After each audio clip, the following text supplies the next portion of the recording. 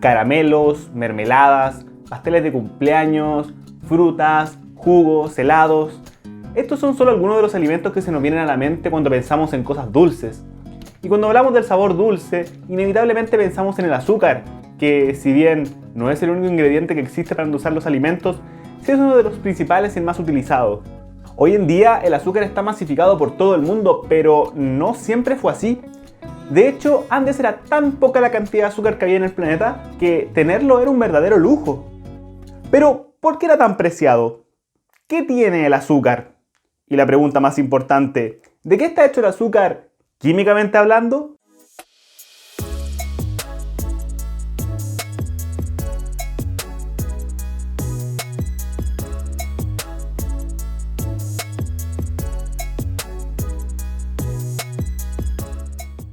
Los primeros registros de la existencia del azúcar provinieron de los griegos y la señalaban como un bambú que produce miel sin abejas, un cristal que llamaban sal de la India o también sal dulce. El azúcar proviene de la planta que llamamos caña de azúcar o simplemente caña. Pero, ¿por qué era tan poco común en Europa? Pues por las condiciones climáticas, ya que esta planta requería un clima de tipo tropical para poder crecer. Característica que el continente europeo no tenía, pero sí los sectores del sudeste asiático. Por lo que si bien sí llegaba a Europa mediante el comercio, lo hacía en muy baja cantidad.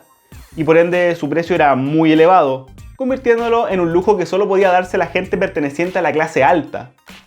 Pero la pregunta que debemos plantearnos aquí es, ¿qué es el azúcar? Es decir, desde un punto de vista de su estructura, ¿de qué está formada? ¿Qué molécula es? ¿Qué elementos químicos tiene? Bueno, el azúcar pertenece a un grupo de moléculas que llamamos hidratos de carbono, o glúcidos, o sacáridos, pero quizás el nombre que más les suene es carbohidratos. Estos hacen referencia a un grupo de moléculas orgánicas que poseen en su estructura principalmente los elementos carbono, hidrógeno y oxígeno, y que además son sintetizadas por los organismos vivos, es decir, son biomoléculas. A las estructuras de carbohidratos más simples se les llama monómeros, que son aquellas que no pueden convertirse en moléculas más sencillas. Entre los monómeros más conocidos que encontramos está la glucosa, la cual está formada por 6 átomos de carbono, 12 de hidrógeno y 6 de oxígeno. Otro ejemplo de monómero es la fructosa, la cual está formada por 6 átomos de carbono, 12 de hidrógeno y 6 de oxígeno. Un momento. Tanto la glucosa como la fructosa tienen 6 átomos de carbono, 12 de hidrógeno y 6 de oxígeno. ¿Es esto posible? ¿Pueden ser dos moléculas diferentes a pesar de tener exactamente la misma fórmula molecular? Pues sí. En química, las moléculas diferentes que poseen la misma fórmula molecular se les llama isómeros, siendo en este caso la fructosa y glucosa isómeros entre sí. ¿Y qué tiene que ver la glucosa y la fructosa con el azúcar? Bueno, que el azúcar es el resultado de la unión entre estos dos isómeros. Estos dos monómeros se unen entre sí para formar como productos una molécula de agua y una molécula que se le llama sacarosa, la cual es un disacárido. Di porque está formada por dos monómeros. La sacarosa es la molécula química a la cual nos referimos cuando hablamos del azúcar. Un disacárido formado por los monómeros e isómeros glucosa y fructosa pertenecientes al grupo de biomoléculas que llamamos carbohidratos. Y como mencioné anteriormente, los hidratos de carbono tienen la característica de ser sintetizados por los organismos vivos. Pero el cuerpo humano no sintetiza todos los carbohidratos existentes por sí solo en gran cantidad. Y por lo mismo existe lo que se llaman los monosacáridos esenciales, siendo parte de esta lista justamente la glucosa. Estas son un grupo de moléculas que si bien sí pueden sintetizarse por el cuerpo humano en ciertas condiciones, es mucho más efectivo adquirirlas mediante la dieta. De ahí a que sean esenciales, porque debemos obtenerlas mediante fuentes externas. ¿Y cuál sería esa fuente externa?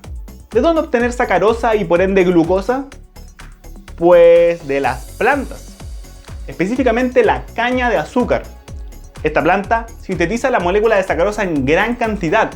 Su porcentaje en masa seca de este disacárido alcanza el 20%, lo que la convierte en la principal fuente de esta molécula a nivel mundial.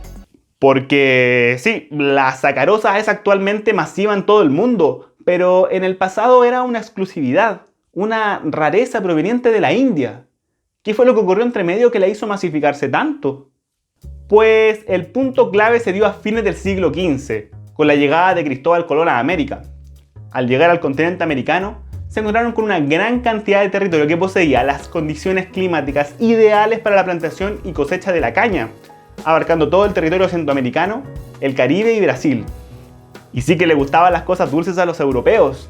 La posibilidad de dejar de depender exclusivamente de la miel para comer cosas dulces era perfecta, por lo que pusieron muchísimo empeño y esfuerzo en plantar y cosechar la caña a gran escala en esos territorios. Y cuando digo que realmente se propusieron en obtener y comercializar este disacárido a toda costa, lo digo realmente en serio.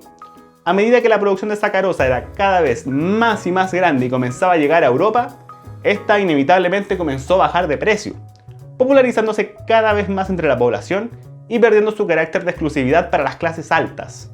Fueron aproximadamente 300 años los cuales la demanda europea de sacarosa era dependiente del territorio americano, pero esta dependencia tenía que llegar a su fin en algún punto.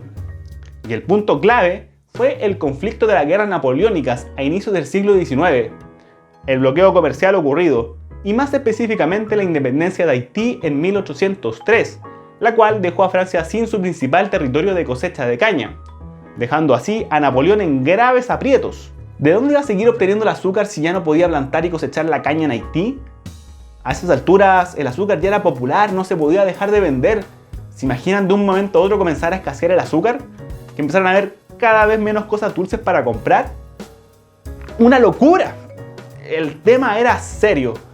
Así que Napoleón ofreció recompensas a quien pudiera buscar una forma alternativa de obtener sacarosa. Y aquí me pregunto, ¿quién podría solucionar este problema? ¿De qué parte podríamos obtener esa información? ¿Quién nos podría decir de qué otra parte obtener sacarosa? Pues sí, la ciencia, y específicamente la química. Todo comienza casi 200 años antes de este conflicto, a inicios del siglo XVII, cuando el agrónomo francés Olivier Destrées fue uno de los primeros en estudiar las raíces de la beterraga, o también llamadas remolacha, siendo uno de los primeros en señalar que la molécula de sacarosa se podía hallar en sus raíces. Pero no fue hasta recién en 1747, casi 150 años después, que el químico alemán Andreas Markgraf logró extraer esta molécula de forma exitosa, mediante el uso de alcohol como solvente, confirmando este hallazgo y señalando a este jugo seco y cristalino de la beterraga como idéntico al de la caña de azúcar. Pero él no le dio mucha importancia a este descubrimiento.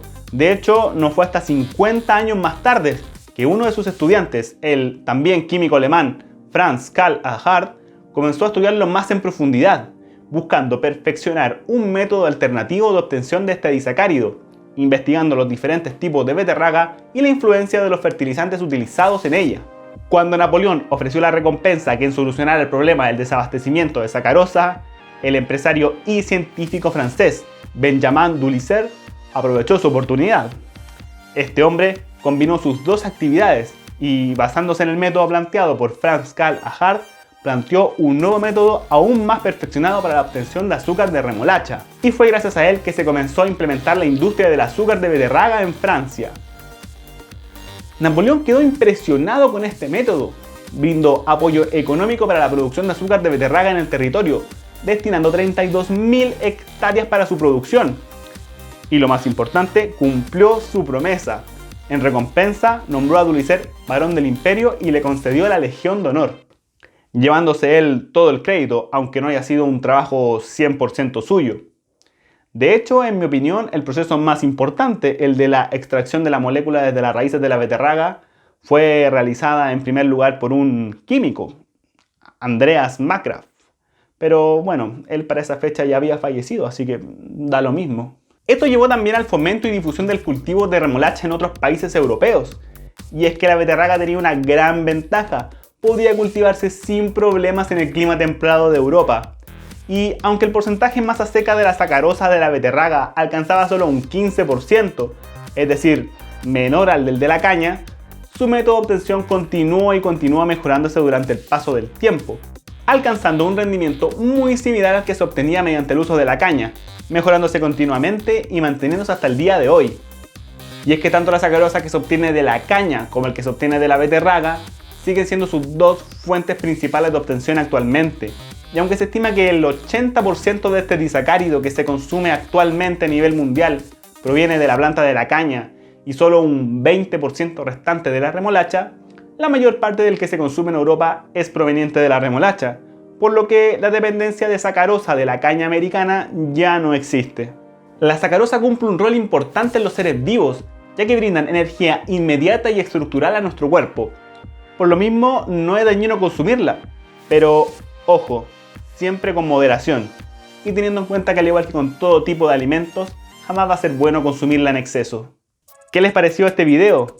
Estuve leyendo los comentarios del video anterior y como les gustó quise traerles algo similar, mezclando un poco de historia con un poco de química, así que ojalá que les haya gustado.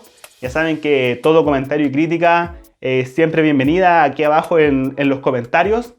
Los invito a darle clic a ese pulgar arriba, darle me gusta a este video, compartirlo en sus redes sociales, recomendárselo a alguien y si les interesa la ciencia pero por sobre todo la química, los invito a suscribirse a este canal, activar la campanita de las notificaciones para que la plataforma les avise cuando suba un próximo video. Yo por ahora me despido y recuerden que nada ni nadie se escapa de la química. Hasta la próxima.